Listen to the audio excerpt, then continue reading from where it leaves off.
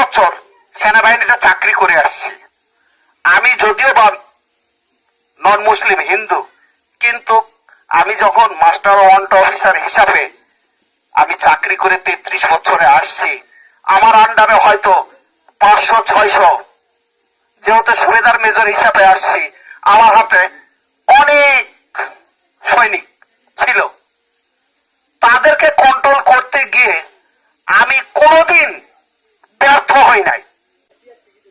এখানে উপদেষ্টা হিসাবে আছি, তো আমার এখানে বাগওয়ানে যে সমস্ত নন মুসলিম আছেন, না নন হিন্দু মানে মুসলিম যারা আছেন, তাদের সাহায্য সহযোগিতা এবং ধর্মীয় যে কৃষ্টি কালচার, এটা কিন্তু 71-এর পরের থেকে আমি যতদূর এখানে দেখে আসছি পূর্ণাঙ্গ সহযোগিতা আমি পাই, বা এখন পর্যন্ত আমি পাই আসছি।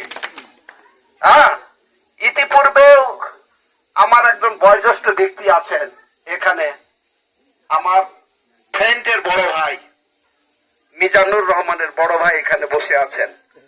ওনার বাবা যখন চেয়ারম্যান ছিলেন, আমি তখনও ওনার আশ্রয়ে অনেক চলাফেরা করছি। উনি তো মুসলিম লীগ করতেন, কিন্তু আমি কোনোদিন আমার বাপ চাচাকে দেখি নাই যে ওনার কাছ থেকে কোনো কাজে ব্যর্থ হয়ে আসতে। ঠিক আছে, আমি খুব ভালোভাবে ওই চেয়ারম্যান সাহেবকে চিনতাম।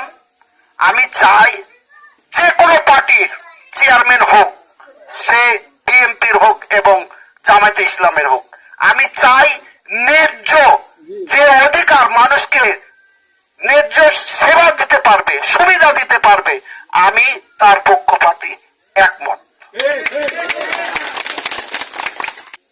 সিপাহীর থেকে আমি মাস্টার ওয়ান্ট অফিসার মানে সিপাহী র্যাঙ্কের সর্বশেষ র্যাঙ্ক থেকে আমি অবসর নিচ্ছি। তা আমি চাইবো, আমি ইতিপূর্বে যে সমস্ত মুসলিম ভাইদের সঙ্গে চলাফেরা করছি, তাদের রীতি নীতি চলাফেরা আমার কাছে মোটামুটি সচলনীয় এবং বিশ্বাস করি।